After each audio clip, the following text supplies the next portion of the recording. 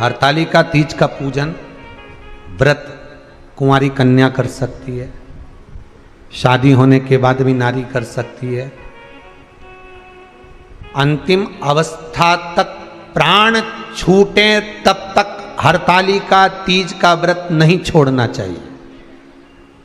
एक व्रत हमेशा याद रखो, एक एकादशी और एक हरतालिका। हाँ, इतना जरूर है, ज़्यादा शरीर बेकार हो गया, बुढ़ापा आ गया, शरीर नहीं साथ दे रहा, तो कुछ फल खा लो, कुछ चाय दूध जूस आप लेकर कर लो। इतना भी नहीं बने, शरीर बहुत ही बेकार हो गया, तो आप एक समय फल का फलहार धारण कर लो, ठीक है। पर हरतालिका व्रत करने वाली माताएं भले उद्यापन कर दे, तो उस व्रत को थोड़ा हल्का कर लो। उद्यापन करा मतलब तुमने व्रत को हल्का कर लिया, थोड़ा हल्का कर सकते हो।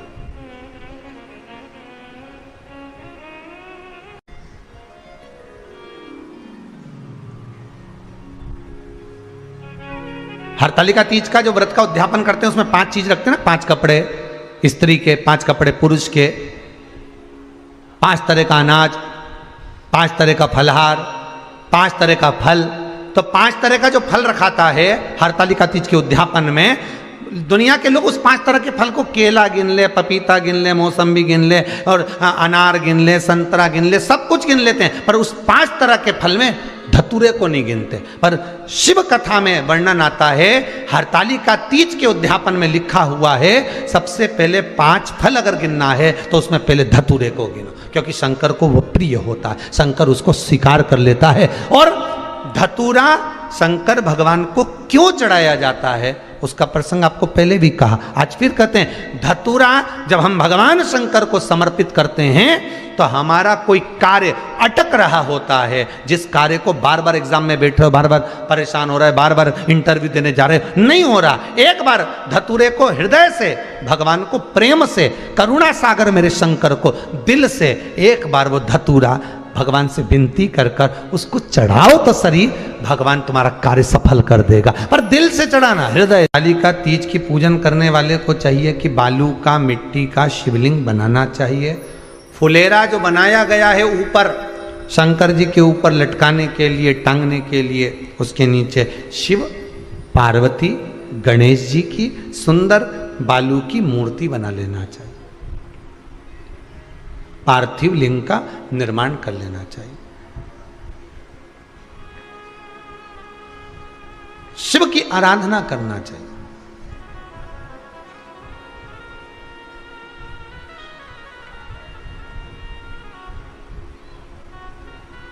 जो फल आपके पास में हो शंकर को समर्पित करना चाहिए, पूजन करना चाहिए, आराधना करो। सबसे पहली पूजन हरतालिका तीज की प्रदोष काल के अंतर्गत हो जाना चाहिए, शाम के समय पर। प्रयास करो प्रदोष काल के समय पर पहली पूजन हो जाए तो ज़्यादा अच्छा।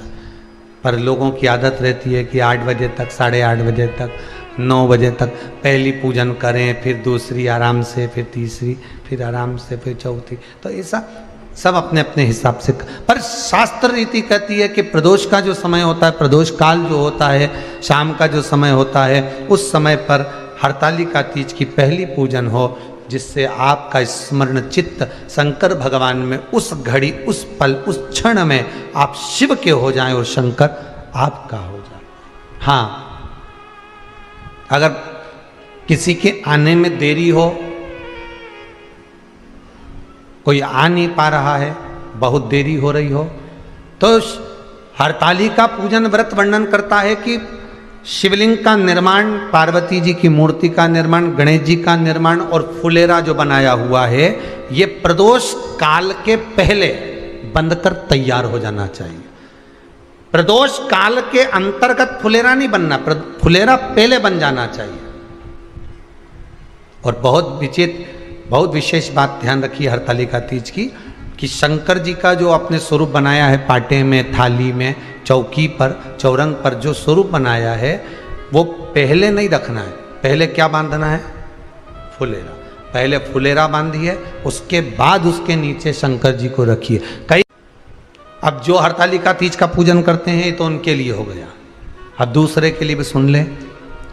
जो नारी हरतालिका तीज का पूजन नहीं करती, व्रत नहीं करती, साधना नहीं करती, उसके लिए भी कहा गया कि आप अगर ये व्रत नहीं करते हो तो एक कार्य जरूर करना, कहीं पर फुलेरा बंधा हो, हरतालिका की पूजन हो रही हो, 5 मिनट 10 मिनट निकालकर अपने आसपास के किसी पौधे में से पत्तियां लेकर या पुष्प लेकर, 5 वृक्ष की पत्ती या 5 वृक्ष के पुष्प लेकर शंकर भगवान को जब पूजन हो रही हो, 5 मिनट माताएं जब पूजन कर रही हों, तब आप भी उस पुष्प को, उस पत्तियों को शंकर को समर्पित कर सकते हो। ये नहीं चढ़ा सकते तो 5 फल नहीं चढ़ा सकते तो 5 कुछ भी पुष्प आदि का आप शिव को समर्पित कर दो। पर क्यों चढ़ाया जाता है, किस लिए चढ़ाना चाहिए? तो कहा कन्या स्त्री अगर मान लो हरतालिका का व्रत नहीं करती, पूजन नहीं करती, आराधना नहीं करती, तो वो कन्या, वो नारी, वो स्त्री, वो पुरुष कार्य तो बहुत करेगा, दुकान भी 4 चलाएगा, व्यापार भी बढ़ाएगा, पर संपदा को जोड़ नहीं पाएगा। 1 रुपए कमाएगा, 1.25 रुपए खर्च वाला काम चलेगा।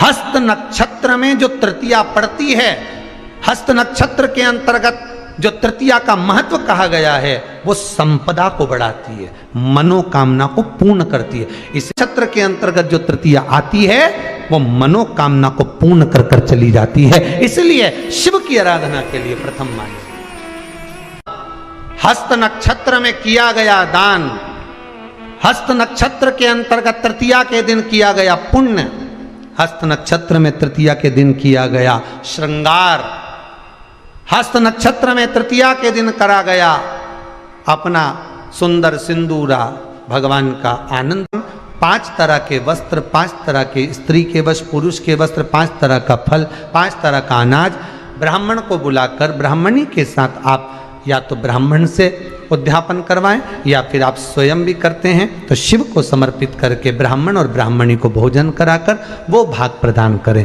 यही हरतालिका तीज के उद्यापन का वर्णन आता है। सुंदर भाव से हरतालिका माता आप सभी की मनोकामना पूर्ण करे। हर हर महादेव।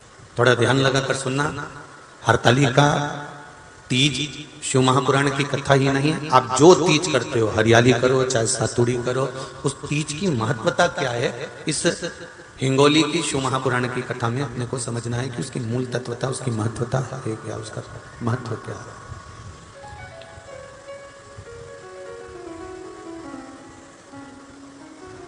भगवान ब्रह्मा, भगवान विष्णु और भगवान शिव, इन तीनों की जो अर्धांगिनियां, ब्रह्माणी, लक्ष्मी और पार्वती,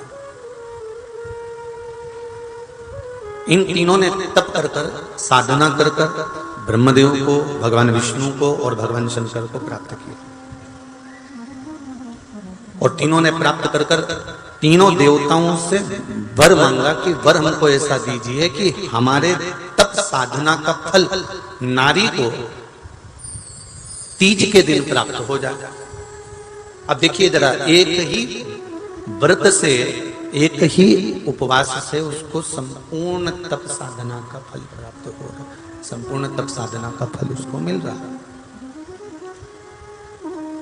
मात्र एक व्रत से, केवल एक व्रत कर रहे हैं, संपूर्ण तप साधना का फल उसको प्राप्त हो रहा है। ऐसा कोई व्रत, ऐसी कोई साधना, ऐसा कोई शंभो शरण बड़ी मांगो घड़ी रे घड़ी मुख काटो, दया करी न दर्शन आपो, शंभो शरण बड़ी मांगो घड़ी रे घड़ी दुख का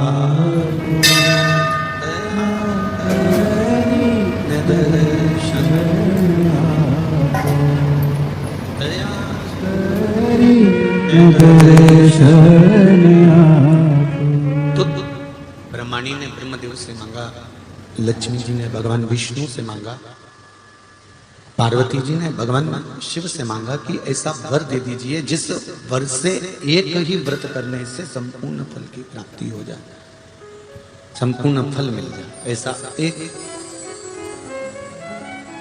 व्रत का फल दे दीजिए, मात्र एक व्रत का। अब देखिए, हरियाली तीज करने वाली माताएं थोड़ा ध्यान से सुनना।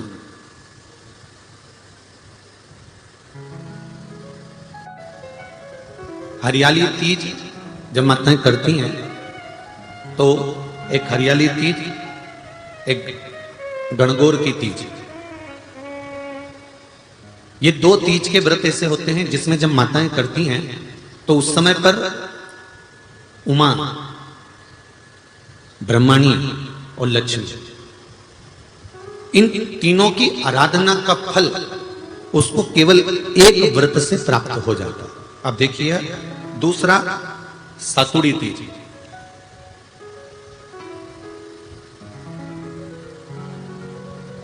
इसमें उमा और महेश्वर, उमा और महेश, ब्रह्माणी और लक्ष्मी, इन चार के व्रत तप का फल एक साथ सातुड़ी तीज के दिन प्राप्त हो जाता है। अब एक आती है हरतालिका तीज। आप लोग करते हो हरतालिका? यहाँ लोग करते कि नहीं करते? करते हैं यहाँ पे हरतालिका? कौन कौन करता है? जरा हाथ उठाओ तो जरा। अरे सभी करते हो, रखो रखो, बहुत बढ़िया, बहुत अच्छी बात। एक आती है हरतालिका तीज। इस तीज का व्रत माता पार्वती बेल वृक्ष के आनंद के साथ में फुलेरा बनाकर करती है, और जिसमें इस हरतालिका में माता पार्वती जी के जितने जन्म पहले हुए हैं, माता पार्वती का जन्म तो 52वें नंबर का, 52 नंबर पे माता पार्वती का जन्म है। इससे पहले तो माता के 51 जन्म पहले हो चुके, 51 जन्म माता पार्वती का पहले हो चुके। तो वो जितने जन्म माता पार्वती पूर्व में ले चुकी हैं, ब्रह्माणी जितनी बार ब्रह्मदेव के साथ में विराजमान हो चुकी हैं, इंद्राणी जितनी बार इंद्र के साथ विराजमान हो चुकी हैं, और लक्ष्मी चाहे वो राधा के रूप में हो, चाहे वो रुक्मणी के रूप में हो, चाहे वो सतभामा के रूप में हो, चाहे वो यमुना के रूप में हो, चाहे वो गंगा के रूप में हो, जितनी बार माता लक्ष्मी ने रूप धारण करे हैं वो सब रूप में, और माता पार्वती अपने सारे रूप में, ब्रह्माणी अपने सारे रूप में, लक्ष्मी अपने सारे रूप में इस हरतालिका तीज के व्रत को करने के लिए आतुर रहती हैं। और इस व्रत को कर कर एक दिन में ही संपूर्ण विश्व का जितना तप है, साधना है, उपवास है, सबका फल एक साथ एकत्रित कर लेती हैं केवल एक व्रत में, हरतालिका तीज।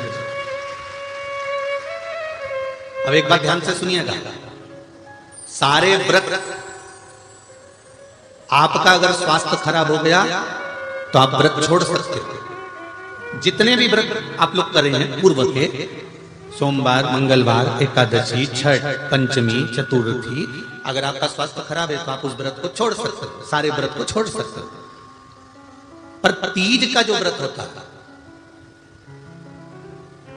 हरतालिका जो व्रत होता है, ये व्रत एक बार लेने के बाद जब प्राण छूटते हैं तभी ये व्रत समाप्त होता है, अन्यथा बीच में ये व्रत समाप्त नहीं। ये व्रत समाप्त होता ही नहीं। अगर शरीर से नहीं बनता कि अब हमारी अवस्था हो गई, अब शरीर से नहीं बन रहा है, तो भले एक पहर की पूजन कर कर, एक पहर का नियम धारण कर कर, एक पहर का स्मरण कर कर, एक पहर का पूजन व्रत धारण करो, और उसके बाद में भले आप थोड़ा सा जो भी आपको लेना है वो कर लो, पर इस व्रत को करना ही पड़ता है। इस व्रत का नियम ही यही है। इस व्रत पार्वती मैं तुम्हें प्राप्त हुआ हूं, यह हरतालिका तीज के व्रत का फल है। शिव जी कहते हैं पार्वती, जो नारी हरतालिका तीज के व्रत का स्मरण करती है, फुलेरा जो बांधा जाता है उसमें 5 माला से ज्यादा माला लटकना चाहिए, 5 से कम नहीं। कितनी? जैसे माला जो लटकाते हो वो 5 से ज्यादा होना चाहिए। 5 तो जया, विषहरा, शामलीबारी, दौतली, देव, इससे अधिक होगी चलेगा, पर इससे कम फुलेरे के अंदर माला नहीं होना चाहिए महाराज। दूसरा, फुलेरा जहां हरताली का व्रत हो वहीं पर बांधा जाता है। हरताली का तीज का व्रत एक ऐसा व्रत होता है जो मरते दम तक रहता है। इस व्रत को छोड़ा नहीं जाता। ये नहीं किसी और वाले गुरुजी ने कहा और अपन ने एक बार कर लिया और अगली बार वो व्रत गायब हो गया, ऐसा नहीं होता। हरताली का तीज अखंड सौभाग्य के लिए, वंश वृद्धि के लिए, कार्य सिद्धि के लिए और कुंवारी कन्याएं उत्तम वर प्राप्ति के लिए, आनंद सुख के लिए करती हैं। ऐसा नहीं है कि केवल स्त्री ही करती है। जब नारी किसी कारणवश व्रत नहीं कर पाती तो पुरुष इस व्रत को धारण करते हैं। 30 अगस्त को, यही 30 तारीख को, कल 29 है, परसों 30 तारीख को हरताली का तीज रहेगी। आप सब अपने हृदय से, मन से इस व्रत को कर कर अपने जीवन को सार्थक बनाइएगा। जो करते हैं, कितने लोग करते हो जरा हाथ उठाइए हरताली का तीज। इतने सारे करते हो, अरे वाह वाह, कर लो, प्रणाम प्रणाम, आपको बहुत बहुत नमन करता हूं, बहुत बहुत सारा। फुलेरा बांधते हो? नहीं, अब की बात बांधना। मंदिर में करते हो तो मंदिर में, घर में करते हो तो घर में। फुलेरा वंश की वृद्धि करता है, फुलेरा अखंड सौभाग्य देता है, फुलेरा मन की कामना को पूर्ण करता है। जो बेटियां जिनका विवाह नहीं हो रहा हो या बेटे जिनका विवाह नहीं हो रहा हो, वो 7 स्थान पर कहीं फुलेरा बंधा हो तो फोन लगाकर पूछना कहां बंधा है, वहां का दर्शन करना। एक फूल में हल्दी कुंकू लगाकर शिव जी को चढ़ाकर फिर वहां से जाना। 7 स्थान के फुलेरे का दर्शन अवश्य करिएगा। जो व्रत नहीं करते हैं उनसे निवेदन है, कहीं हरताली का हो रही हो तो वहां बैठकर अगर भजन हो रहे हो तो थोड़ी देर भजन गाने चले जाना। अपने मोहल्ले में, कॉलोनी में, सोसाइटी में कहीं हरताली का तीज का व्रत हो रहा हो तो 2-4 मिनट जाकर दर्शन जरूर करना, जिससे भोलेनाथ आपका अखंड सौभाग्य करे और आपके मन की कामना पूर्ण करे। हरितालिका तीज का यह वीडियो आप पूरा देखिए। अगर वीडियो आपको पसंद आया होगा तो वीडियो को लाइक करिएगा, शेयर करिएगा। इस वीडियो में पूजन की पूरी सामग्री और विधि बताई गई है। और मेरे चैनल में अब नए होंगे तो मेरे चैनल को सब्सक्राइब करिएगा।